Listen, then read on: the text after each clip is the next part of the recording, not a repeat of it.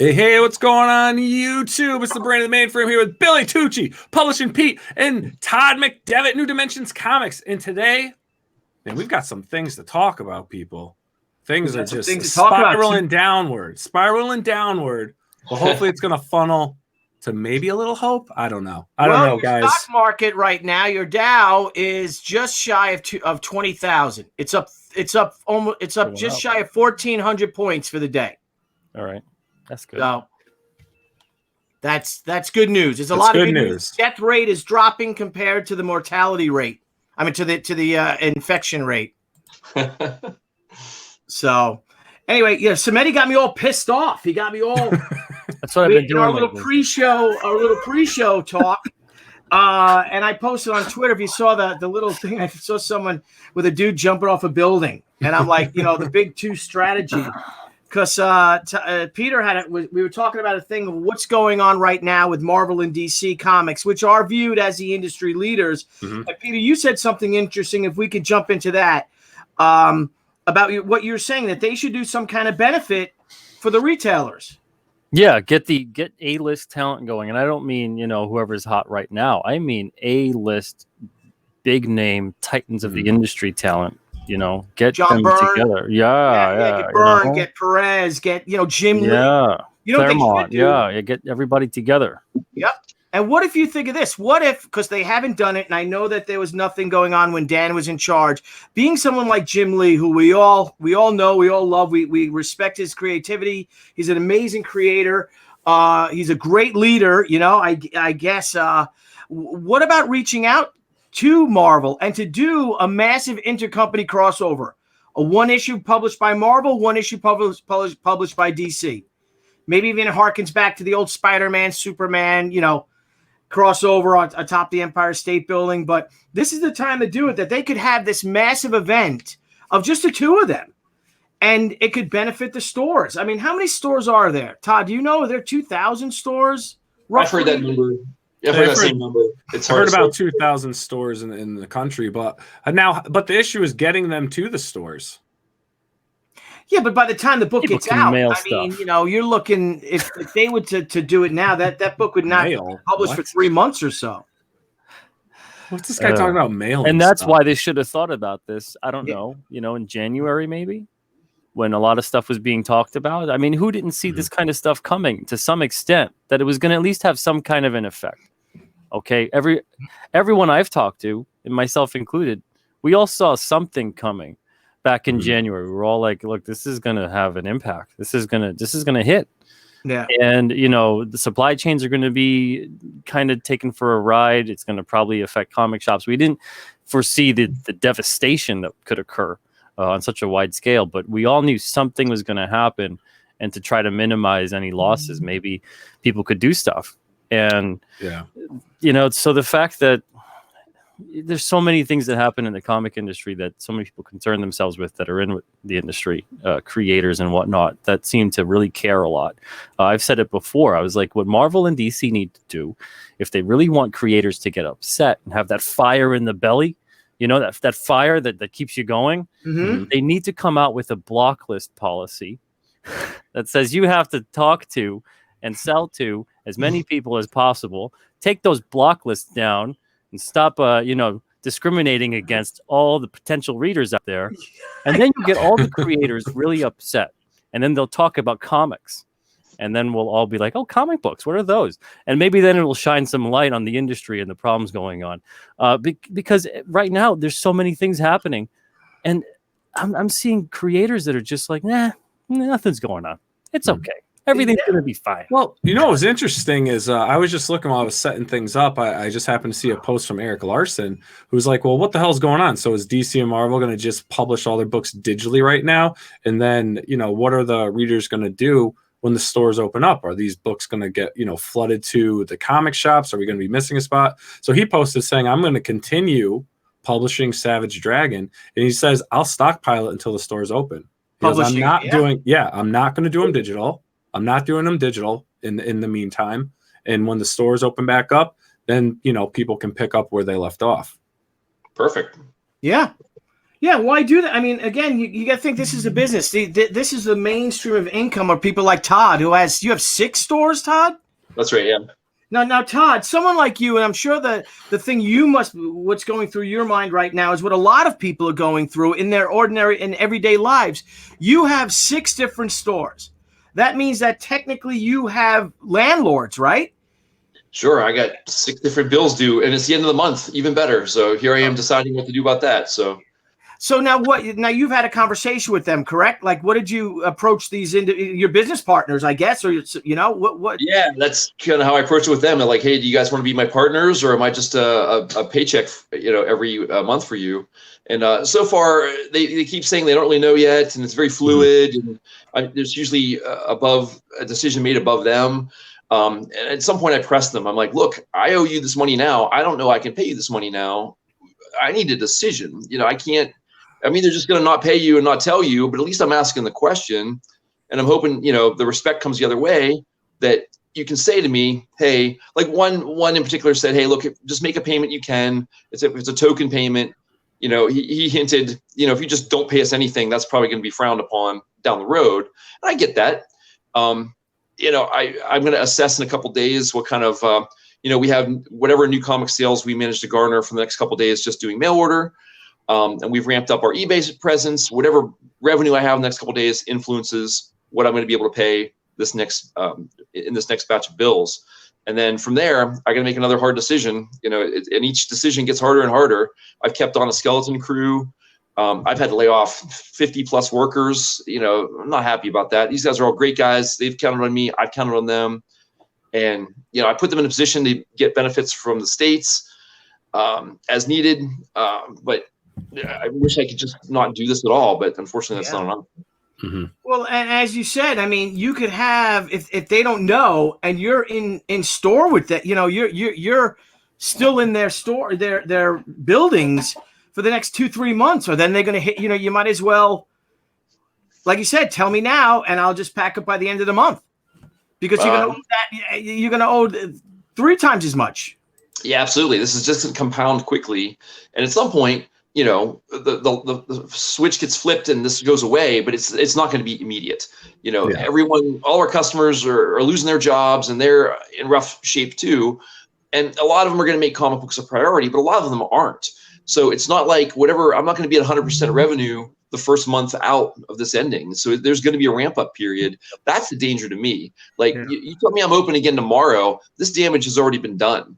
Yeah. And that's what scares me, is like, how long do we get back to 100% normal? And 100% normal for me was absolutely fantastic. I'd love to get there, but it's like I'm starting all over again to a degree, certainly with some lessons learned, but there's a whole new set of lessons in this new environment. I don't think people are going to want to touch my door handles. I don't. Like, we're going to live in this world now where people don't want to interact. We're in a very, if they didn't want to interact, they'd be buying their stuff online already. I have retail stores. It's a clubhouse. People like to come in and socialize. And, how's that going to be different? And if that's too different, people are going to be like, why am I doing this anymore? Maybe they'll just give up the hobby, or maybe they'll just order online and not need a store. And that'll suck. Yeah. Because there's nothing like, there's nothing like a rainy day Saturday going into the comic shop and just hanging out with a cup of coffee and, you know what I mean? Hanging out, around the counter and all. Todd, I just want to say, Alterna has a buyback or trade-in program. You might want to take advantage of the buyback situation if you do want to do that. If you've got Alterna copies you want us to get back from you, let me know. You can easily go to alternacomics.com/buyback also, and it's quick and easy and simple, and then we'll take whatever it is off your hands. Gotcha. And I appreciate that tremendously. The reality is, a lot of publishers are offering that sort of stuff, and a lot of talk's been talked about returnability. On the other end of this, we're going to be scrambling just to keep our door handles clean and just get caught back up. It's going to be difficult for us to administrate that kind of program times 40, 50, 60 publishers. Diamond's in a position to do it. Diamond, I understand, charges you guys a fee to do it. So that all we don't go through Diamond. That's the beauty of it. Okay. Very good. Very good. Direct Sorry, to us. So the detail I missed, I apologize. So no problem. Yeah. Now, Peter, if you could tell the people out there about your business model, about the Alterna distribution, about your business model, what you were doing, again, you're not part of Diamond Comics. You have your own self-distribution. We distribute through Diamond. Our return program is not through Diamond, right? Because of all the hurdles and headaches and everything else involved. After talking to a few dozen retailers about that, I said, we'll just do it on our own then. And we've worked with about 30, 40 shops over the past year, handling buybacks and trade-ins. Now, as far as what we're doing in the future, alternative distribution is more about indie comics, the comics that would not be available through Diamond. That was always the plan. That's still going to be the plan. I think bigger publishers right now, they got to assess, maybe open up a distribution arm of your publishing company. And that could be as much as 2 people, 1 person. I mean, I'm just running Altern on my own, top to bottom, with the help of our creators. But as far as publishing, getting books out there, all that other stuff goes, that's all just me. And we sell about 3,000 books a month, about 300 to 400 orders a month. I pack all those up on my own. We've got storage units. We've got, all this supplies, everything that you need to do to sell. So we have to do what we have to do to survive. And retailers, if Todd, if you find yourself in that situation, I hope you can actually get storage units as well to put your inventory in there for the time being. And that would probably cut dramatically on your rent costs too. If you do find yourself in a position where they just want the rent and that's it. They don't want to help you out.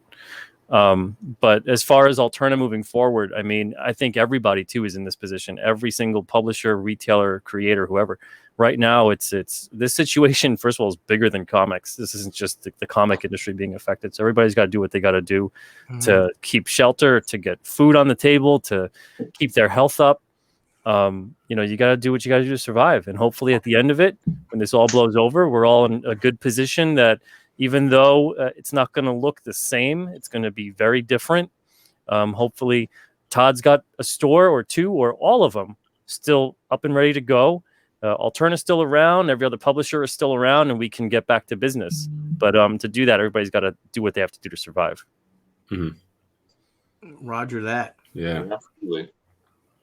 I have a really maybe too fundamental approach to this. This just occurred to me this morning that, and I don't know how many creators or publishers are tuning in, or it seems to me that we're all under lockdown for a few weeks, whatever it ends up being, and it's easy to just scroll on Facebook and kill the time that way. But to me, like all these creators that are always there, anytime I invite them to my convention or a store signing or something like that, they're always talking about how they're behind on their deadline and they don't have the time.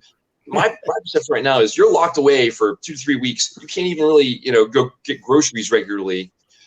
Why don't you get ahead of your schedule, get a bunch of work done? It sounds like that's what Orson's doing, for example, and just get ahead. And then when this whole thing is over, your work's done and you can go out and support conventions and stores in whatever fashion you can. You'll have the downtime. Billy, you tell me if that's realistic. Like, could you crank out a bunch of work and then have a week or 2 set aside at the end of this? Like, oh, well, I don't need to get those pages done because they're done. I'm going to go sign autographs for free. Or honestly, I wouldn't even say for free. Like a lot of these guys are charging now for autographs or appearances. Don't. Just if you're a big name, go out and do it for a store that's in need. Yeah. And just let them charge tickets and just use that to pay the rent. Something. Yeah, absolutely. That's what we're doing now. And a lot of things that a lot of people don't know, or maybe you do know, Peter, this, is that, we're always working. I go back upstairs to my studio to work. But you're right. This is a perfect time. And it is great to check in on Facebook, but you're not getting work done when you're on Twitter, when you're on Facebook. I mean, there is a certain sense that you have to promote. You have to keep your name out there, let people know about it. But the big thing is to be sitting at your computer, at your word processor, your typewriter, how other people might type, and be at your art table drawing. Now is a great time to do it. You're not supposed to go outside anyway. And why would you until this thing can get cleared away? Now's also a great time to build your platforms. Yeah, exactly. Get out there, promote your books, talk to readers. That's the equation. I find that the important part of the equation that often gets left out is the customer and the reader. Everyone wants to talk to other creators. Everyone wants to talk to the publishers. Everyone wants to talk to, who. It's always the reader. They're going to be aware of it. I think the comic industry's kind of had that problem for a long time. At large, we're kind of field of dreams about it. We built it. They'll come. That's bullshit. Be proactive. Get people. Engage with them. Bring your business to them. Seek them out. I agree with that. It seems like there's a lot of that going on now. I personally am on information overload because it's like everybody has this downtime to get on social media and blast about what they're doing. And that's great. But honestly, I can't digest it all. And I wonder if that's even on the consumer level too. I think the time to maybe do that would be a month or two from now when this is kind of done. And even then it might be a crowded landscape. But you're absolutely right. Like, do what you can when you can do it. Like even now, like before we were locked out of stores, we were going to like, oh, well, let's, we've got some projects to do. There's some collections to process. There's some filing to do. Let's just get that work caught up. So when we're back, we're just ready to go. Yeah. Well, I think it's the whole adapting process right now. Consumers are trying to adapt on, where they're going to buy, especially if their, local comic shop shuts down temporarily, let's say, or even if they're, laid off from work, and how are they going to do things? I think right now is just a very trying time. So for creators that are actually producing these books, I think, going out and helping support the local comic shops are great if they can use their star power of some kind to bring people into the stores to sell whatever new books you have, your the backlog of comics, any of your collectible books. I mean, right now it's almost like everyone needs to get together to stay afloat. Otherwise, I think we're going to start seeing too many of these lifeboats sinking away as we're trying to, move away from this. Well, yeah, and it is scary. Excuse me just for 1 second, guys. I'll be right back. I have to take this phone call. Okay. I wish I would have been able to post some. The great Renzini posted about think of all the cool characters that were created during the Great Depression. So trying times does fuel creativity. I feel, but a scary part. I don't know if you know about this, Todd. And what I heard is that Valiant has told its creators to stop working. Wow. I don't know. Look at me spreading rumors, but I've heard that from several sources. Yeah, it's true. Yeah. So it's like, just hold off, pause. We're all on a major pause right now, and we'll see where. But everyone just halt working, and that's terrifying for someone working for a major company. Hey, bro. But even in that, in that realm too, going back to what Todd said, there's still work that creators can do. Yeah. That can get them money and can also bring money and fans to their local stores. So it isn't, you don't have to necessarily have a page in a book that's going to be published to still continue doing work, making art, making stories, getting stuff out there. Because again, everyone's got to do something to survive and get by. And if you're a comic creator, if this is something that is your only career, only profession, only skill, this is something that right now, take that opportunity to sharpen those tools and to really get good and get going. And then it's going to benefit, obviously, the whatever it is comes of all this by the time it's done. And the retailers, like yourself, you guys doing whatever you got to do to get stuff out there and sell stuff, whatever. I mean, do what you got to do. I've seen a couple of different people right now kind of wanting to control what the retailers sell, when they sell it, how much they're going to sell it for, kind of poo-pooing some of these people about the tactics or where they're going to put. Get out of here with that crap. People have things to worry about right now. They got to sell whatever they got to sell. Absolutely.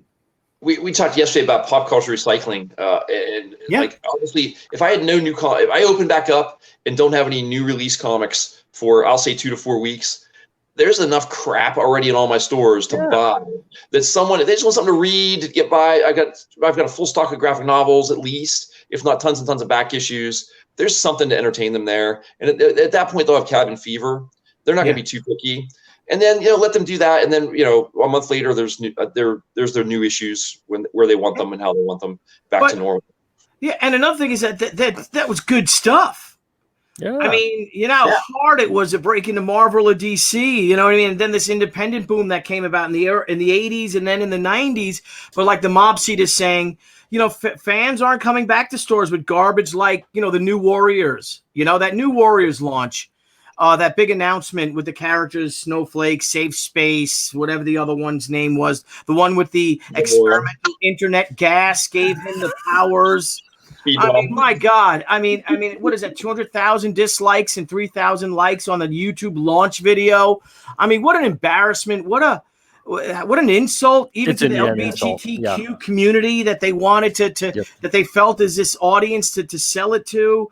It's such pandering, and it's just so fake. You know, it's just so fake. So what's the word I'm looking for? So awful, disingenuous. You know what I mean? It really is. It's. I mean, Todd, how do you feel about that? Did you see that? I mean, we looking to order 1,000 copies of the new Warriors #1. You don't need to see that. Oh. No, I think I missed it. I missed it, which I'm not sad I missed it apparently. So no. Oh no, you know, we could probably show it, and when Niall gets back, I'll let him run it. And it's something just to laugh at, because we got to laugh at something today. And a lot of people thought it was a joke. You know, I thought it was. I saw someone. I didn't see the trailer first. I saw someone share the image and with the name Snowflake and Safe Space, and I thought it was just someone, you know, taking a piss on the whole thing. And then when I saw the actual thing, I was like, "You kidding me? You kidding me? How many people did this go through?" And then you guys decide to put out the promotional video as shops across the nation are considering possibly closing doors for the last time. And you're like, yeah, let's take a crap on everybody right now. This will be fun. Yeah, the same day. How and insane. You know, and he's the writer, I don't know who he was. He's giddy over it all, you know? And like, yes, you know, what the kid for just a kid from Brooklyn, what WTF is internet gas? We don't know. Todd, do you know? Maybe you know Todd. Maybe you're an internet savvy chap. I am not. This is my third time doing this podcast craziness. Hey, by the way, Billy, I took your advice. I've got my phone propped up on some boxes. There you go. There See? you go. Yeah. Is it a short box? Short box. You know, I got short boxes. I got them on a desk. You and me both. Just freeze up my hand so I can. Yeah. There you go. Well, Peter's young, but I gave up on long boxes when I hit 40. I got to be honest with you. Oh, I get it. Yeah. Oh, geez. No way. What are you talking about, Billy? You're solid. You're built. You're jacked, brother. Yeah. Have you picked up a long box lately, Peter? Of course you have, because you're a young. Long box of new stuff. Long box of new comics. They're extra dense. Is way heavier than a long box. Yeah. Oh, no way. Like 3 times the weight. Yeah, no. Brutal. Not anymore. No way. Whatever shape I'm in, it's from doing that. That's all I do all day long is sling those boxes around. So Long box strong. That's right. Long box CrossFit. There you go. Long box CrossFit. Hey, everyone, come on down to New Dimension Comics and help Todd McDevitt move some long boxes. Yeah. That's right. You know, I got a lot of messages from people. They love that idea from fellow pros and all about that little German of an idea we came up with yesterday. That National Comic Book Day celebration. You know, what would have been free Comic Book Day if this is all lifted by then and we all get the all clear. And of course, you know, please go out, go shopping.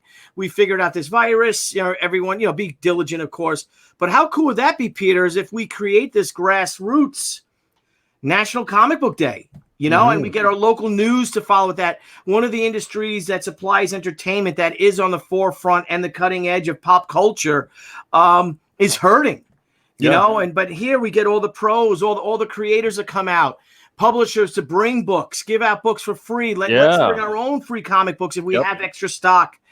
True free comic book day. Yeah, give your old comics. If you got old books, you know, books from the 90s or something, you got some cachet of books that you've read already. I like to keep all mine, you know, for the majority of them.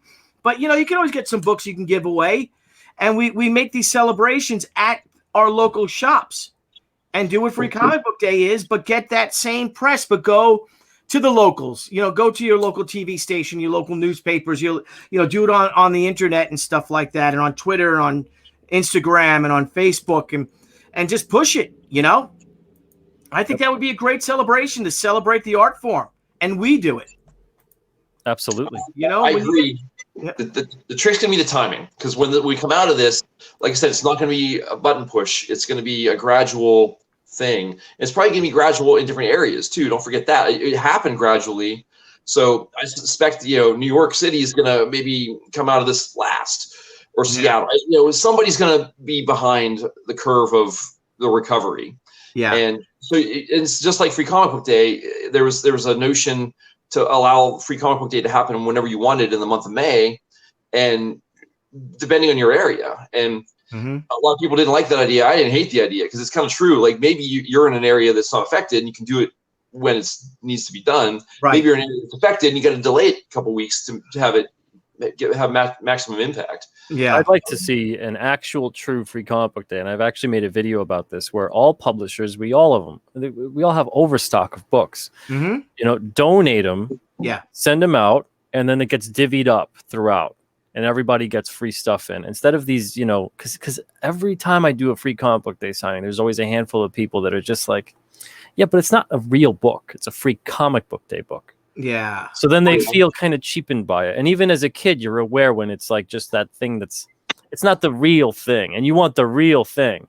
And if you got they want the real thing that's crappy though, because like anything where I'm not saying your overstock's crappy. I'm saying like my overstock is crappy. They're gonna get Brigade, and they're sorry, Eric Larson or whoever did that. They're not gonna get our best foot forward. Is my point. I give away a lot of comics. Most free comic book day books, to be perfectly honest, they are crappy, and they're not that good, and they don't really bring in a lot of people. And there's not really a good call to action either for a lot of them. They tend to be these reprints, and then they stamp free comic book day on them, or maybe one or two companies decide to use them as a springboard, which is kind of cool when they do that.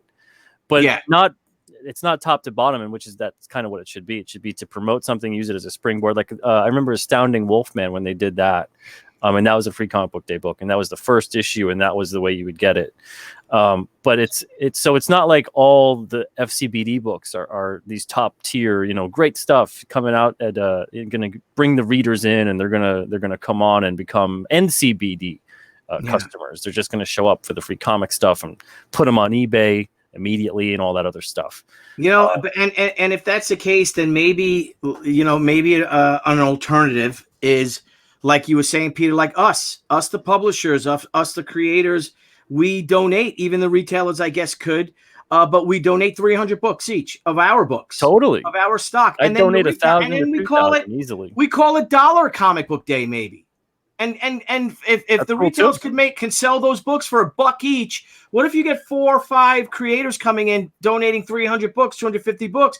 If your local retailer can bring in that many people, you sell them. How much for that comic? Only $1. $1? I'll buy that for $1. You know what I mean? And people buy the books. And if our retailers can make $1,000 that day, $2,000, how great would that be? Because then they'll be looking around at the other stock as well. Here's your dollar comics signed by the comic creators there that are doing, hit 2 or 3 stores. I mean, I've got 2 or 3. I was going to hit 1 store for free comic book day, and then we had a Kentucky Derby thing that we always do, big family thing. So, but now the Derby's canceled. So I'm hoping if we're open that day to do this National Comic Book Day, Dollar Comic Book Day, or whatever, and I'm hoping to hit 3 or 4 of my local shops. Do it for 2 hours a day. Hit 10 to 12. You know what I mean? 1 to 2. And then 3 to 5 or something like that. Just hit them. Hit 3 shops, 2-3 shops. Bring books to them, and you could create this really cool groundswell that people are like, wow, that was really cool. Yeah, really. And they are good books, Todd, and even Brigade from the 90s and stuff like that. Yeah, that's people that love that stuff. Sorry, I had to pick something. You want me to pick again? You got any Superman 75s? I always. They'd love that, dollar. I have some stories. I have a whole other episode. I have some stories. Yeah, and you could say this is the death of Superman. You can just show them the book. There's a whole pile of them for $1 each, all in the bag. Oh my God, there's Superman in a bag, a special Superman comic. Here's some of the done. Buy it. Well, you can open it. And if you're a cosplayer, maybe check out going to your local store and seeing if you can get your wonderful cosplay, especially if you could be in character. Let's say if there's a really good Spider-Man or a really good whatever in character at the store, and it's great for kids to come down. Hey, meet Spider-Man. Yeah, meet Spider-Man. Stand outside the road, wave a sign. Yeah, there's a million ideas, and I think this whole community is going to come together. All this stuff, and it's great to talk about. It's great to brainstorm about it. I think it's going to be very compartmentalized. Whatever's good in a certain area, a certain town. I have stores that are in malls, and I have stores that are in main streets. So even me, just with what I do, I have to kind of tier and get a little bit more targeted about how I execute things based on that. Peter, I want to get back to something you said about Free Comic Book Day. I'll just say it this way. Free Comic Book Day is my best sales day of the year. So that is now gone. So that's a hit right there. So that beats Black Friday. It beats any other day. And your criticism about the books, I understand it as well. But whatever it is, it was working. And I don't like to change the formula of something that's working. So it was definitely about, it brought people in. And quite honestly, I think they felt guilty that if they didn't spend some money, fine, if that's what it takes. And they stayed, and there's, events going on top of just the free books half the time. Free comic book day, really, could it be tweaked? Yeah, I don't think it's broken. And a lot of stores would say the same, that it's their best day of the year. It's become this nerd festival. And yeah, again, other elements maybe added, but to miss that this year is a big hit. Well, that's why every publisher was involved and they had their overstock. Imagine every publisher now is part of Free Comic Book Day and they're putting their stuff out there. Now you got every publisher promoting the event, not just the ones that are part of it. And then you've got all their creators promoting it too. So everybody's excited about it. Everyone feels included. And then it turns into, well, alternative. We're not Free Comic Book Day's favorite people, I've found over the years. So I've found out quite a few things, which hasn't been the best conversation to discover. So if Alterna was included, if other publishers were included as well and felt the same way, and everybody was allowed to be a part of the event, it would also then bring sales for our books into your store, which means that we could all support the comic shops and tell everybody, go to your local comic shop. They have our books. And imagine every publisher, every creator could feel that way and say that, especially for that one day, at least that one day. The amount of people that could send across would be incredible. Maybe this is that second event we're toying with right now, whether it's Comic Day or National Comic Book Day. Maybe if there was a second event that was a very Free Comic Book Day like during the year, and you can't go to the well too often, but they tried to make Halloween Comic Fest that. It's paced out in a good way. But yeah, events that drive people into the stores are a good thing. Who knew? Yeah. But again, we can bring him in, and like we were talking yesterday, and Peter, we were talking about two things. One about new publishers coming in with new books. Now, Peter is a new publisher, as Todd had said yesterday. Marvel knows that new Spider-Man comic that comes out, they could sell that book for $10. There are Spider fans that are going to buy that book. And I are in a different position. We may not be like that with Marvel, but what Peter does alternatively for you guys out there is that Peter sells his books. Your price is still $1.50 a comic? Yeah, it's $1.50 to $1.99. Yeah, and reprints are 99 cents to $1.25. And that's just wonderful. I mean, we've got the $5 giants too. Like this one was supposed to come out this Wednesday. This is a Mr. Crypt giant, great for kids. 80-page giant for $5, $4.99. Yeah, we've got all kinds of giants like that too. Even Blood Realm's a really popular series. Same thing, $5 price point. Some of them are going to be a $6, $7 price point. They'll have more pages, more content, but they're a complete story. They're not just like the regular kind of giant where it's a mishmash, more like an anthology of a story. It's actually a complete arc, basically like a no-frills graphic novel or trade. So that's something that we've been doing that rolled out in January. But yeah, there's a whole lot of different ideas I think we could all do. We could all get out there and we can make them so affordable because they're on newsprint. Yeah. Now, Todd, how do you feel? Do you feel that your customers like Peter does newsprint?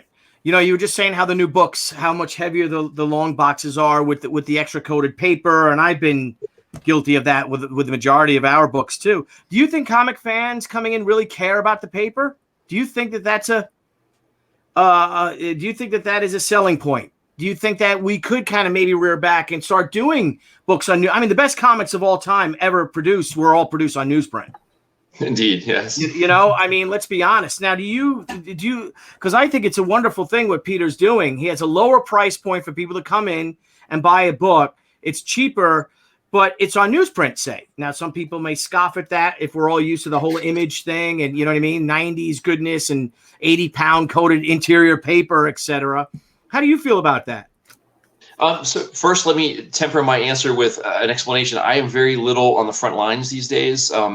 With 6 stores, I've got a great staff. Well, I had a great staff. Hopefully, I get them back. They will. Yeah, I think so too. I mean, they all get it, but at the same time, it's tough on everyone. So I'm not really behind the counter experiencing feedback that you're asking me about. But however, I believe that to be true. I think they like the sort of slicker, higher end things. I kind of want to bounce the question to Peter. Peter, is it working for you? I mean, you've been at this for. Yeah. Well, okay, so we're not super new. We've been around for 14 years. This is our 14th year. The first 10 years or so, we put out graphic novels. We had a New York Times bestseller. We had an adaptation to film. They were just graphic novels at first, black and white, but then on the nice paper, all that other good stuff. Price point $10 to $15 a piece, relatively on par with the rest of the industry. When we went to newsprint, especially at $1.50, our sales, and not quantity, not volume, because graphic novels to single issues is already skewed, but our sales, in terms of what we made, went up 700%. Wow.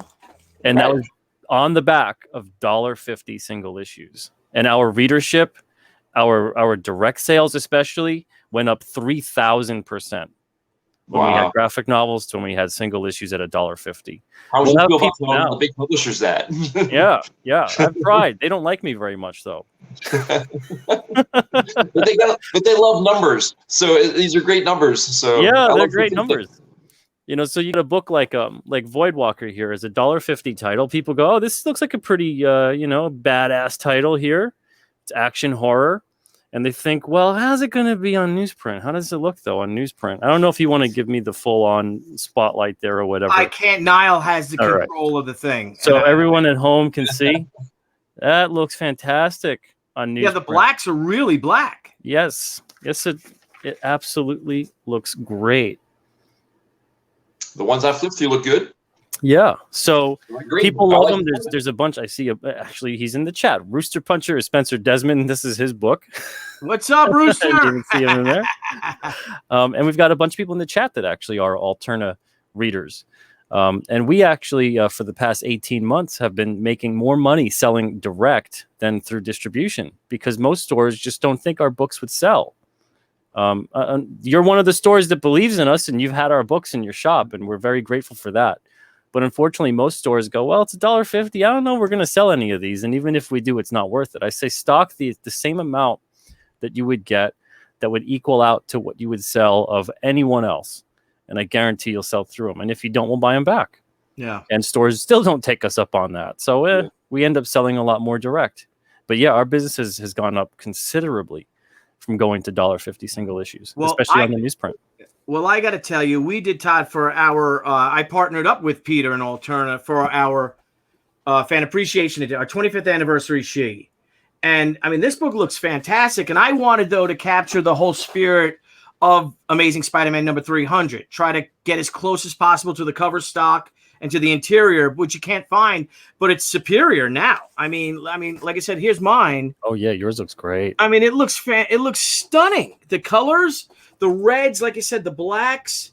I mean, wow. I mean, it's really dynamite. And I'm sorry, I can't. I'm blocking it too. But just, I mean, wow. I mean, I am more than happy, and I love the feel of it. Someone else had said it might have been Blevins or Mob Seat. Right, and Mob Seat saying, again, the newsprint today isn't the newsprint of the 80s. It's not. I mean, look how white. It's so white. Yeah, the printing is a more advanced technique now. Yeah. And the thing is, too, is you show that and you read that, you don't have to fight with the glare, too. Whereas you can see the glare on the cover because it's a glossy cover, and that's mostly the paper stock that's used. Yeah, that's a nice cover. And then, but like you said, you go on the interior, right? And I remember when I got in talking about printing, like, oh no, you need, I don't know what we did for sheet number 1, maybe 60-pound interior gloss. They're like, oh no, you need this, you need that. I'm like, okay. And now I'm like, I don't know if we need that. So I love the idea of us when we return through Diamond, which we were planning on doing, that maybe even reprint the old She comics because there's not a lot of them out there, and then start reprinting the old issues like DC's doing, and do that on newsprint. So we got to talk some, Eddie. We got to talk some more. Yeah, I'd love to do that. Scala. That'd be fun. Scala. Newsprint's the way to go. That's it. Scala, can you enlarge Peter real quick? Can you make Peter larger? Because he's showing some of the alternative books. Yeah, cut me out because I'm going to my fridge. All right, so there's interiors of Voidwalker. These are on newsprint, folks. Your eyes do not deceive you. It still looks great.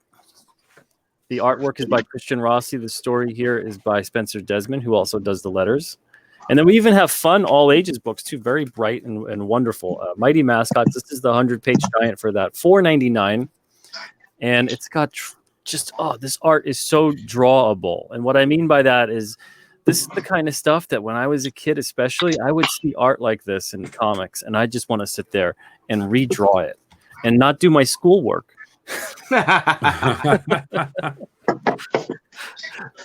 But this is wonderful stuff. Keith Gleason, Ian Warianto, and Anton Bandy. Ian Warianto's art is fantastic. It's so dynamic. It's so fun. And even this stuff, the bright colors and the all ages books, it just pops. It's great. And it's all I'm amazed at how white the book printed on the newsprint and then how black the blacks are.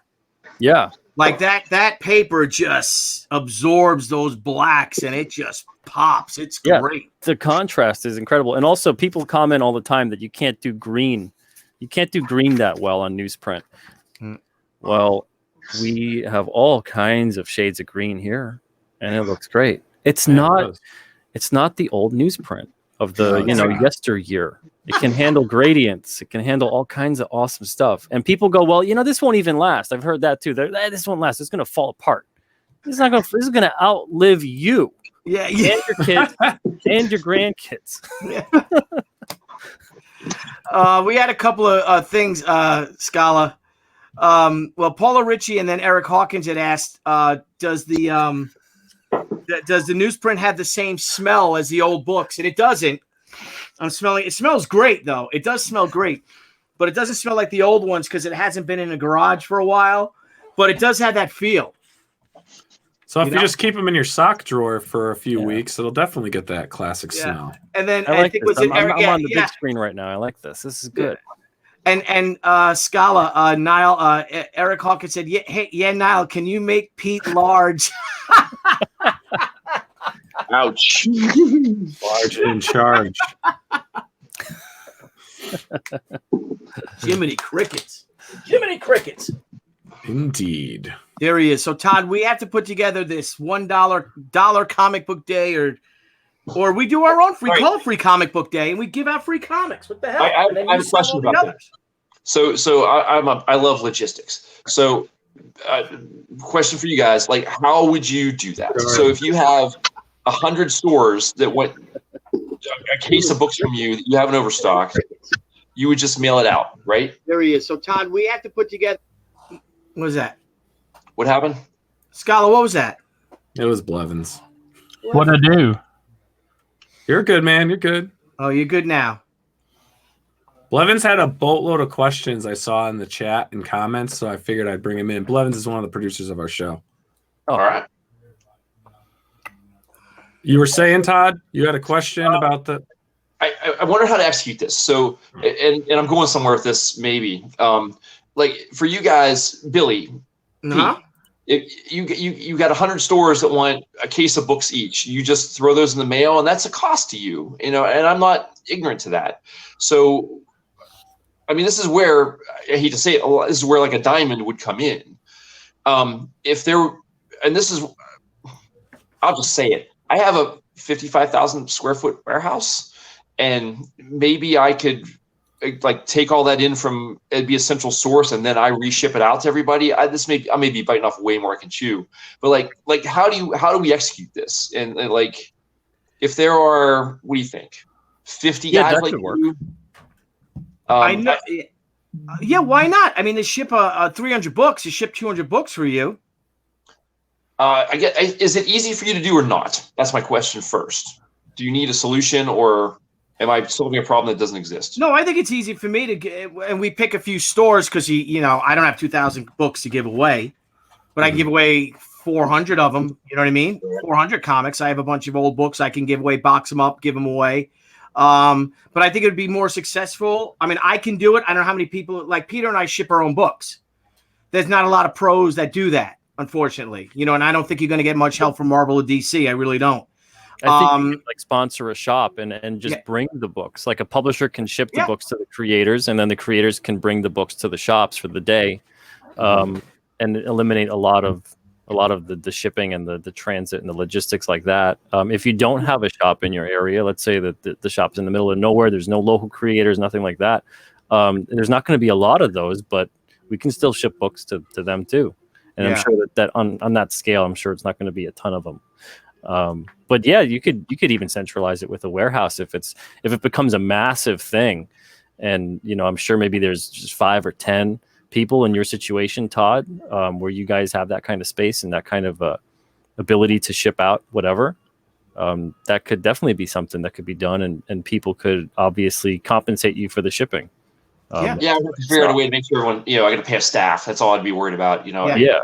I'd do this for the cause otherwise, but come with the math, divide it by the publishers, and then everyone's like, here's $200 or whatever it is. I don't know, but that kind of thing. Totally. If anyone's not on board with that, I don't even know. Get the hell out of this industry. Yeah, exactly. Well, we have Brian Polito, Jimmy Palmiotti, and Jesse James from Jesse James Comics tomorrow. And those guys are real go-getters, and we should bring that up to them because they all ship books as well. And we could really create this.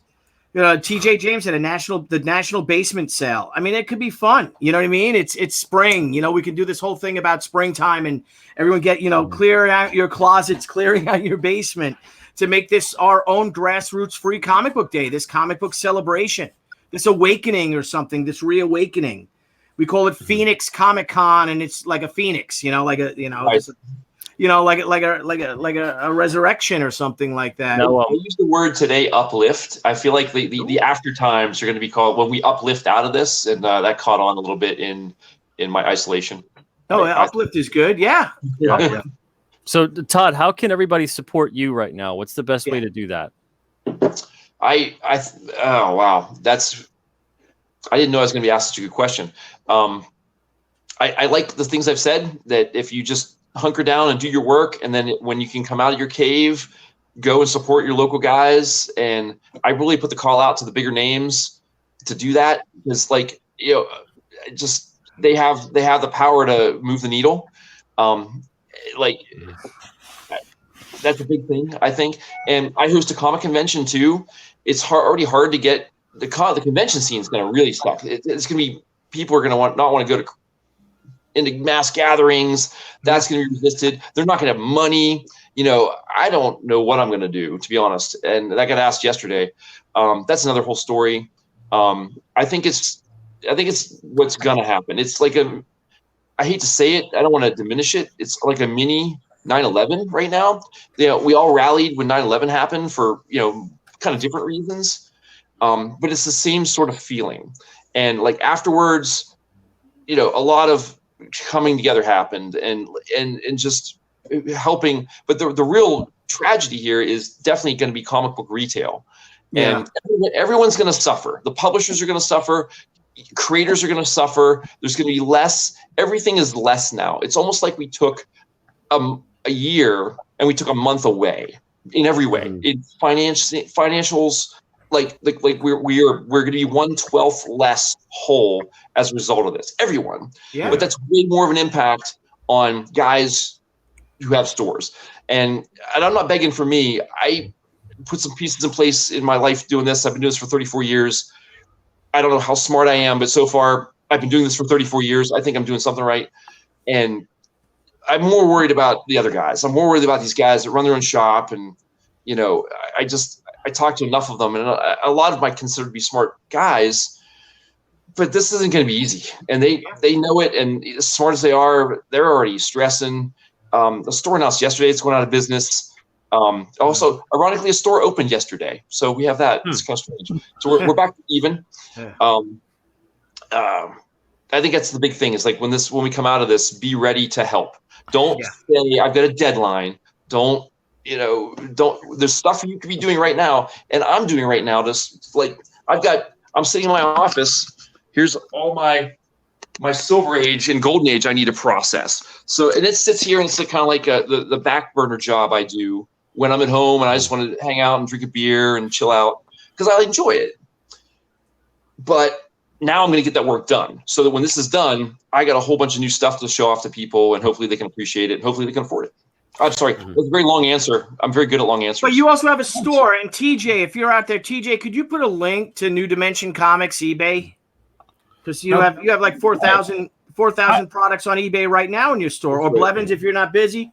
One of you guys. What's your thought as a consumer? What's your thought on all this? Yeah. Well, I have like multiple things. The first thing I'd like to ask, only because I haven't seen this, I know that they've stopped shipping this stuff, but have they also made an action to stop the collections from the people that have all these comics on terms? Are they stopping? Are they not taking the money that the people have remaining to like pay on 90-day terms and stuff? Well, they're taking orders. Yeah, Diamond. Yeah, Diamond is still currently taking orders, aren't they, Todd? From what I heard today. So they have the system set up to take orders. But we don't know what that means because on the other side of it, they've said they are not shipping anything. And I did clarify something today that's important. The original announcement said they weren't going to ship anything. They weren't going to ship anything except things that were in the pipeline already. Yeah.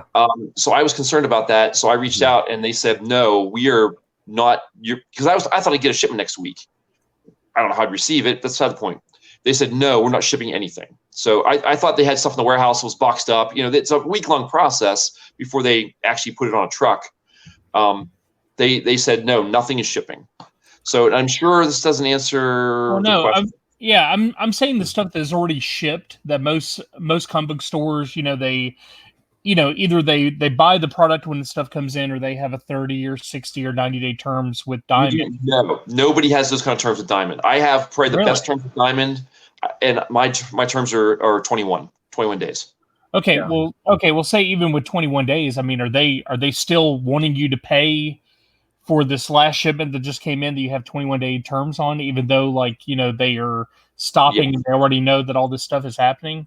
So far, the answer is yes. I reached out to that department at Diamond. The answer I got back was the answer everyone's been giving me. It's a fluid situation. It's day by day. We don't really know yet.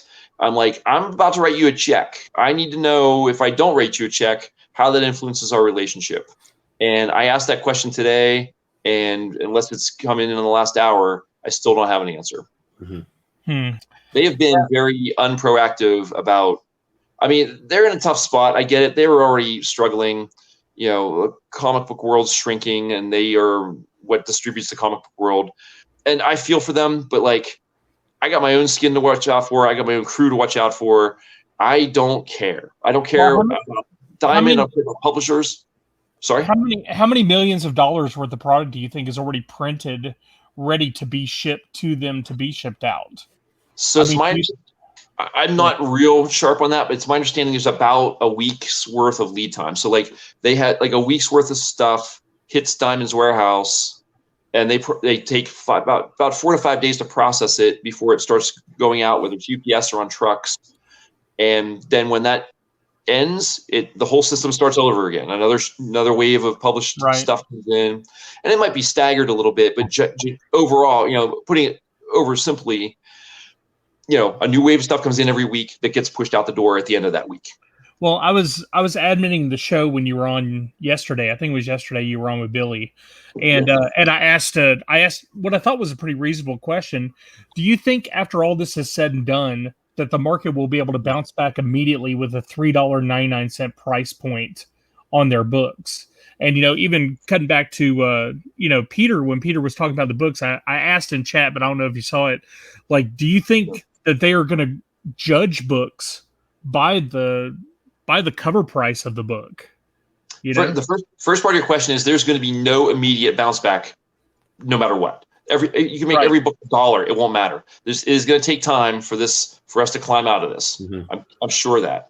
On the other side, at the same time, I think people are going to judge quality, and they're going to be a little more discriminative about what they want to spend their money on. But sometimes that might be a $3.99 book over a $1.50 book. I hate to say it, but at the same time, they may make the other decision. I don't think the decision about that price and quality changes, I think it's gonna be less people able to make that decision, especially right away. And then again, we may get back to 100% in 6 months to a year. I'm just throwing numbers, but it's going to take some time. I think ordering across the board goes down. It's already been going down anyway. I'm slashing orders. I told my crew, like, we're going to lose subscribers. We're going to lose shelf sales. Just, I don't care. I'm going to be buying the stuff for a nickel off of Overstock guys in 6 months. It's just it's going to be a mess. Everyone's going to have to understand you got to do what you got to do to survive right now. Publishers, if that means you got to branch out with how you sell books, and that means you survive, and that means you can get content and products to the retailers that are out there when the time comes, and that's great. Everyone's going to have to be a little bit more flexible with understanding that people are going to have to. This isn't just talking about capitalizing on comic book sales and readers and whatever. This is literally, are we going to eat this week if we just become only exclusive with shops, if we just only want to concern ourselves with the things that need to be done just to benefit distribution or the direct market, whatever it is. Everyone's going to have to make these hard decisions that we're all going to have to just do what it takes. And it's going to take a while. I honestly don't see everything getting back to normal at this point right now, as long as things don't get worse. I don't think it gets back to quote unquote normal for like a year. Yeah. Honestly. Todd said something absolutely incredible yesterday. And if you don't mind, I'd love to repeat it. But he said that, you know, the new books that are going to be coming out are probably going to be some of the most rare sought after books because people are not going to be ordering their full amounts. You know, it's going to be hard to get them, you know, some companies are definitely not going to make it through this time.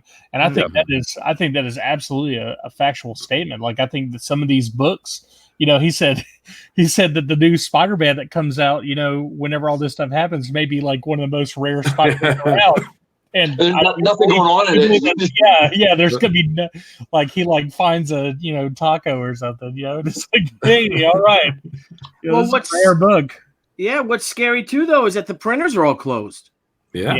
So this is pushing back all of our campaigns, all of our crowdfunding campaigns. If I can't get She printed until late April, early May, that's going to push my next two campaigns back. Well, our printer is working fine. Our printer has been declared an essential printer for the publications that they print. They will not be shut down. National and regional publications that depend upon them. So we are actually in a really good position right now. They're going to be definitely overwhelmed with more work. So you'll have, slower turnaround times because of that. Right. But before it was maybe like a 2-week turnaround time from when they get the files to when they ship the books out and you get them. But, maybe a month, maybe a month and a half, but they're still up. They're still 100% right now. Everybody's still coming in. Everything's still fine. And it's going to be that way for the foreseeable future. So, yeah, there's a lot of things that are going on, though. There are printers that are not obviously essential businesses. They haven't been declared that because of what they print, or what they don't print. But yeah, there's no easy solution here. I think anyone that wants to say there is, run away screaming. Anyone that comes in like, hey, it's going to be fine. No, it's going to just keep doing your thing. Just do it. It's cool. Yeah. Why do you think they're not trying to market their digital? Why do you think they're not trying to market their digital more now? Like Marvel and DC, why are they not trying to market their digital comics? Well, I think they are. They are Yeah. actually starting to market their digital, and that's where I don't know if you heard earlier, Blevins, when I was talking about Eric Larson, who's like saying, they're going to continue releasing new issues digitally, but what are they going to do once the shops open back up? What if this takes months? And he's like, what? I'm not doing that. I'm going to hold off my books until the local comic shops can sell them. My hero. And he's in a good position for that, which is good. But we have him on Thursday. So yeah, I don't know. Yeah, looking at with Marvel and DC's lead right now, to be perfectly honest with you, we're gonna have a big show on that next week. They don't know how to lead. No, they're dropping the ball, and heads should roll over there, rightfully so. Especially from the editorial boards and stuff like that. Yeah, sorry, DC, what? I don't even know. Yeah, DC. Yeah, I'm especially disappointed with DC. DC has been so proactive about like the industry, just The direct I have a far market- bigger problem with Marvel and what their editorial is doing than DC. So Yeah, well, I'm not paying Marvel's attention to the itself editorial is- at all. So Yeah. I said yesterday, I don't care what they make. I'm going to sell it, and if it Yeah. sucks, somebody's still going to buy it. I mean, it's harsh and horrible to say, but it's been that way for my 34 years of doing this. They make new comics. I sell new comics. It's somewhere in there, the equation. That's it. It's not complicated. So I wish it was. Go buy them. Yeah. Yeah. Somebody's got $20 to spend. They come in the store and they spend the $20, and that's it. If there's $40 worth of stuff they want to buy, they can't afford it. They don't buy it. That's it. They make their decisions, and I get. This is a whole other conversation, but I get there's this competition between everybody for that shelf space, for that dollar, for that market share, all of it. But at the end of the day, I don't care. All I care about is I order the right things that people want to buy. So, and I'm still stuck with the stuff I'm stuck with. That's what makes me sick. We do it every 4 months, 3 months now. We call it shelf strip, and we tear off all the things that are over 6 months old. We box them up, and we have a way we kind of distribute them around the stores to even out the stock a little bit. But even at the end of that, there are long boxes left of stuff. This is all stuff that's $3.99 that I paid real money for, and I do the math, and I'm like, duh. And we do our best. It'll never be perfect. I get it, but this was already a challenge for me, let alone coronavirus. Yeah, exactly. Yeah, you're just trying to get it going, man. You're just trying to do your thing. Trying. Well, I mean, we've been doing this for an hour, so what do you say? You guys, any last words of this? This has been great, Todd. I hope that and Peter, you would join Das Blevins and the Brain. If you guys wouldn't mind coming on, again to discuss this. There's a lot going on. A lot of things are changing, and we view you guys as leaders. And we'd love to have you on again if you guys It'll would be come on. our weekly State of the Union. Where are Nice. we at? How are State we of the coping? industry. What's newing? State of the industry. Yeah, Hey, if you think I'm worth having, I'm yours. It's my pleasure. you absolutely are. So I know because I got to get back to work. I got pages to draw. Hey, Todd, can I ask one question before you go? Sure. Before we go out, I know you deal with a lot of Golden Age and Silver Age books. Have you seen a large amount of those? A large amount of those books, like the highly sought after books that you normally didn't see available. Have you been seeing an abundance of those become available now for people trying to get quick cash, and or have those prices been dropping? I don't really monitor the second question, so I can't answer that. But the first question, no. I have not been offered anything significant. The most, I think I joked yesterday. I didn't joke. I confessed yesterday. I did have someone offer me 1,000 long boxes, and it was a store owner. So I think they were trying to find a way to get some money. But no, I've not had anything significant offered to me since this kicked off. I had a Turtles 1 offered to me about a week ago, maybe 10 days ago. But I think that was coincidence. I am watching for that. I think that's going to happen. I think right. I saw like a couple of Amazing Fantasy 15s become available on some of the pages that I watch, and like some Hulk ones, and I mean just an insane amount of highly sought after and higher grades that people are trying to dump. I was just wondering if that was around everywhere. A trend that's picking up right now. Yeah, I have not. No, I got to admit, I have some of that stuff squirreled away that I'm considering maybe that's how I pay a bill, and maybe that's what some stores are doing too. I think every store in the country at some point in their history has had somebody walk in with an Amazing Fantasy 15 or a Hulk 1 and all those good books, and they probably found a way to hang on to them. And I'm sure they had a mentality of either it's retirement or it's a rainy day. Well, it's a rainy day, so maybe that's part of where that's coming from. I don't think anybody that could afford those types of books in recent years is dumping them because they need to dump them. I think those folks are solid enough that they will be okay. It will be interesting to see how the values are affected, but it's a little soon to say. I mean, it's funny, for years, guys like me that deal with that kind of stuff have said, where's the ceiling on this? And it's like, dealers, we were buying from each other Hulk 1s because well, you got 10 grand on yours. Well, I think I can get 12 grand for it. Like crazy stuff like that. And every time we did it, we'd be like, man, when is this going to end? Well, this might be the end. So Well, hopefully not. Well, No, there's a new hope, gentlemen. that's New it. hope. New hope. That's our next taking- episode. When we're you come on, a taking new hope. control. So my only last thought is, I hinted about this earlier. Everyone, in whatever arena you're in, whoever you are listening, take this time, do good stuff to make your future better. Whatever that is, whether it's I've got a garbage disposal I need to install in my house, stuff like that. Get all that kind of stuff done, so that when you can go out and be social and the world's back to normal, you have the time to do that, and you're not like, oh crap, I didn't do this thing I could have done a month ago. Mm-hmm. Get it done. And for me, that's very business oriented. Amanda's in the living room right now sorting comic books, and stuff we're gonna get priced. We're gonna have a giant premiere at the end of this. We're gonna have a whole new stock of great stuff going out for sale. So that's just one. Let us know. We'd love to have you on and hype that up, brother. You want to see Amanda? You get time? Yeah. Does she want to come on camera this time? No, I'll just give you a distant shot. Right, guys, I gotta pop out. Actually, I gotta take off. But thank you for having me on the show. Yeah, thank you, buddy. And all the best to you guys. Yeah. Same to you. Talk to you soon, Peter. Thank you, buddy. Absolutely. Take it easy. Amanda.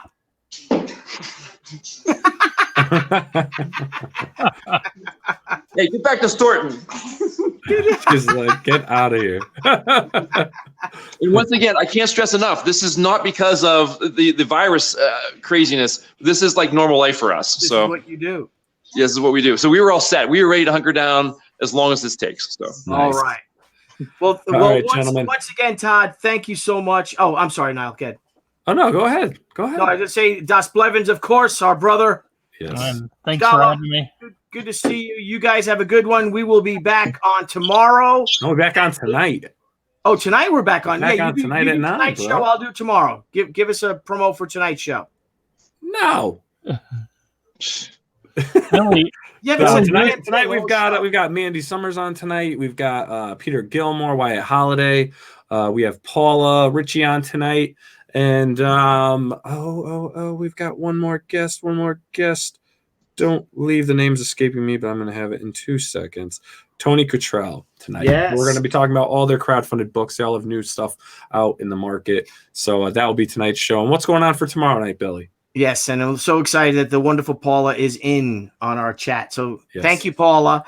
Tomorrow we have at 8 p.m. Eastern Standard Time, we have Jimmy Palmiotti, Brian Polito, and Jesse James Crisoni of Jesse James Comics. So do me a we're gonna favor. start Tell all those guys I said hi. I don't know if we might bother you and bring you on again. I don't know if I'm going to be in that crowd. Just tell them I said hi. I sure And then will. brother. Thursday we've got Eric Larson on. Yep. And then next week we've got a massive, and Friday we have a show.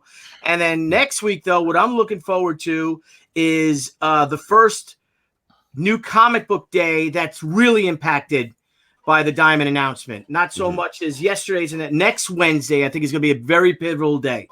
Yeah. So we've got a really big show, a secret show coming up for that. And there is hope. Isn't There is there, hope. Scala? God, we have some. There is a new hope. A new hope. A new hope. And a new dimension. The comics. A new dimension of hope. I like it. I'm using it. A new All dimension of hope in Blevins. Yeah, I got to go. My son's allergies are killing him. I got to go get him some Zyrtec, and I got to get back and draw a page. I get ready for That's this great meeting. I'm out of Blevins, beer. I will talk to you this evening. I know I owe you a call, buddy. I'm just busier than a one-legged man in an ass-kicking contest this week. I'm just gonna stay here. I'm just gonna stay here in the StreamYard until you get back. You do that, buddy. I'll be right here if you need me. All right, good night, guys. All right, everyone. We'll see you later tonight. At Yeah. 9 p.m. Thank you. Bye. Bye. Cheers. Be safe. Hey guys, thanks again for tuning into Crowdfunding Comics. We look forward to hanging out with all of our crowdfunding fans every time we go live. And don't forget to click the link below and subscribe to our channel. And there's a little bell. You may want to hit that too. This way you get all the great notifications when we go live and when we upload some awesome content. You want to follow us? Sure, go right ahead at Twitter at CrowdFundComics with an X, Instagram, Crowdfunding Comics, and Facebook at Crowdfunding Comics. Till next time, crowdfunding fans, we'll see you soon.